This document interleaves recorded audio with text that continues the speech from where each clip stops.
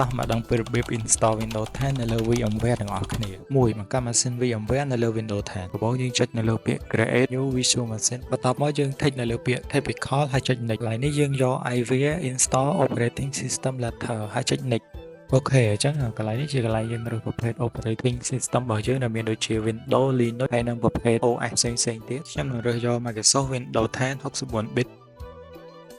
ហើយចុច Next បន្ទាប់មកយើងនឹងចូលដល់កន្លែងដែលយើងអាចដាក់ឈ្មោះហើយនឹងជ្រើសរើសទីតាំងសម្រាប់ store ទុកនៅទិន្នន័យ operating system របស់យើងដែលយើងអាចទុកវានៅក្នុង drive C ឬ drive D ក៏បានដែរបន្ទាប់មកយើងចុច OK ហើយចុច Next ចំណុចទី2ការកំណត់ component ចូលមកដល់ត្រង់នេះជាកន្លែងកំណត់ទំហំ storage ថាតើយើងចង់ឲ្យកុំព្យូទ័ររបស់យើងមានទំហំផ្ទុកប្រមាណ G អញ្ចឹងខ្ញុំនឹងកំណត់យក 500G ហើយកន្លែងពីខាងក្រោមនេះជាកន្លែងដែលយើងអាចកំណត់ឲ្យវា store យក hard disk តែមួយ drive ឬក៏អាចបំបែកចេញជា2 drive ខ្ញុំនឹងកំណត់យក2 drive រួចចុច next ហើយយើងនឹងចូលមកដល់កន្លែងដែលយើងអាច customize hardware កុំព្យូទ័ររបស់យើងដែលមានដូចជា RAM USB controller sound card និង CPU core ជាដើម click on customize hardware ខ្ញុំនឹងកំណត់យក RAM 4G ហើយនិង CPU 4 core ហើយទាំងចំណុចផ្សេងៗខ្ញុំនឹងយកវាដូចដើមដដែលរួចហើយចុច close ហើយចុច finish រងចាំមួយផ្លែតបន្ទាប់មកចេញបែបនេះមានន័យថាយើង create new virtual machine បានជោគជ័យហើយចូលមកដល់ចំណុចទី3របៀប boot Windows នៅលើ VMware ចុចនៅលើពាក្យ Windows 10ហើយចុចពាក្យ edit virtual machine setting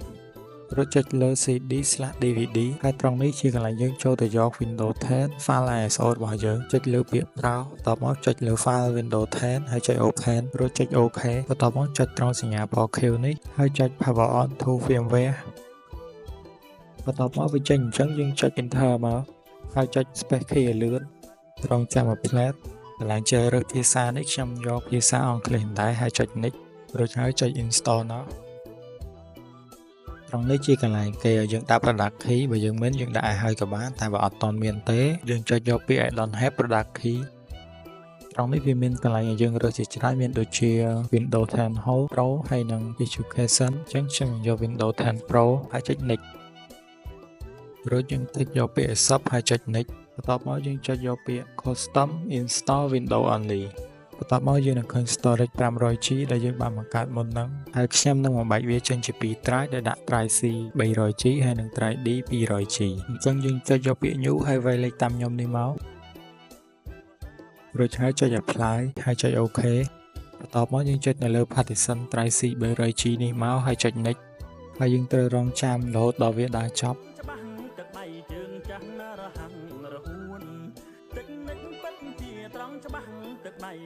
កន្លែង region យក United Kingdom ត្រង់ keyboard layout យើងយកទៅដែរហើយចុច yes ហើយចុច skip ត្រង់នេះយើងចុចលើពាក្យ I don't have internet ហើយចុចយក continue with limit setup កន្លែងនេះយើងដាក់ឈ្មោះ PC របស់យើងត្រង់កន្លែង password នេះខ្ញុំអត់ទាន់ដាក់ទេអញ្ចឹងចុច next មកកំសាន្តនាពេលស្រាងស្រានបានអារម្មណ៍ស្រស់ថ្លាពុកសែនសងហាពុកសែនសងហាទាំងកាយទាំងចិត្តវាចាកម្លាំងខ្លាំងក្លាមានសុខភាពល្អព្រះជន្មលោកពុកច្រើនអូខេអញ្ចឹងបន្ទាប់មកវាចូលដល់ទាំង Windows បែបនេះមានន័យថាយើងតឡើង Windows 10 បានជោគជ័យហើយចូលមកដល់ចំណុចទី4របៀប install VMware tool ចុចនៅលើ VM ហើយយក install VMware tool click លើ file explorer រួច click លើ DPC បន្ទាប់មក click លើ VMware tool ហើយចុចចេះរងចាំមួយផ្លែត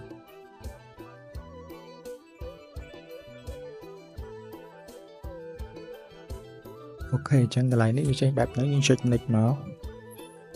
ហើយផ្ទាំងនេះយើង click យក typical ហើយចុច next ទៀតហើយចុច install អូខេរងចាំមួយផ្លែតរហូតដល់វាដើរចប់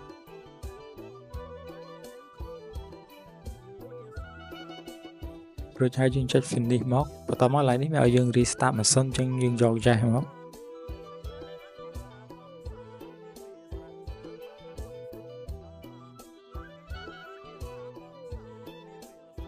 អូខេអញ្ចឹងបន្ទាប់ពី restart ហើយចេញផ្ទាំង Windows បែបហ្នឹងមានន័យថាយើងទៅឡើង VMware tool បានជោគជ័យហើយចំណុចចុងក្រោយទី5របៀបបង្កើត local user ចូលទៅកន្លែង search វាពាក្យ control panel ហើយចុច enter ចុចលើ user account ឬចុចលើ add or remove user account តមកចុចលើ add new user PC setting ឬហើយចុច add someone else to the PC ចឹងកន្លែងនេះជាកន្លែងយើងដាក់ឈ្មោះហើយនិង password user ថ្មីរបស់យើងអូខេអញ្ចឹងកន្លែងនេះជាកន្លែងដែលគេឲ្យយើងដាក់សំណួរហើយនឹងចម្លើយស្រួលពេលដែលយើង click password យើងអាច reset បានតាមរយៈសំណួរនិងចម្លើយហ្នឹងបន្ទាប់ពីបំពេញរួចអស់ហើយយើងចុច next មកអូខេអញ្ចឹងយើងនឹងឃើញឈ្មោះ user ដែលយើងបានបង្កើតមុនហ្នឹងមានន័យថាយើងបង្កើតបានជោគជ័យហើយបន្តមកខ្ញុំនឹងកំណត់ permission admin ទៅឲ្យ user ថ្មីនេះមានន័យថាអាចឲ្យ user ថ្មីហ្នឹងអាចកំណត់លើមុខងារផ្សេងៗបានដូច user admin ដែរអញ្ចឹងដើម្បីកំណត់យើងចុចនៅលើពាក្យ change account type ហើយបដូរពី standard user ទៅជា administrator រួចហើយចុច OK មកជាការស្រេចតែប៉ុណ្ណឹងមានន័យថាយើងបានបង្កើត user ថ្មីហើយដាក់ permission វាទៅជា administrator បានជោគជ័យហើយ